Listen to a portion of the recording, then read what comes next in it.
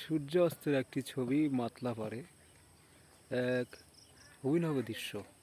সূর্যটা একটি বিশাল গোলাকার আগুনের পিণ্ড ছিল, এখন সেটা একটা লাল ছোট্ট একটা পিণ্ডে পরিণত হয়েছে এবং কিছুক্ষণের মধ্যে এই সূর্যটা অস্ত যাবে নীল দিগন্তে।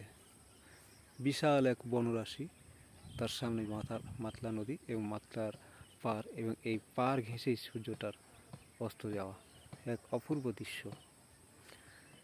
এই দৃশ্যের সঙ্গী হতে পেরে নিজেকে অনেক গর্বিত মনে হচ্ছে, কারণ এই দৃশ্য দেখার জন্য আমি একবার দীঘার সমুদ্র সৈকতে গিয়েছিলাম, কিন্তু তার চাইতে আজ আমার গ্রামের নিকটে যে দৃশ্যটা দেখছি আসলেই মনোরম। এমন দৃশ্য দেখার জন্য অবশ্যই শৈল্পিক চোখের প্রয়োজন। শুধু সূর্য দেখলাম ডুবে গেল এরকমটা ভাবলে হবে না, এর সাথে নিজের মন এবং আত্মাকে মিশিয়ে নিতে হবে, তাহলে এই দৃশ্যের প্রকৃত রূপ এবং এর উপলব্ধি করতে হবে এর তাত্ত্বিক বিষয়টা।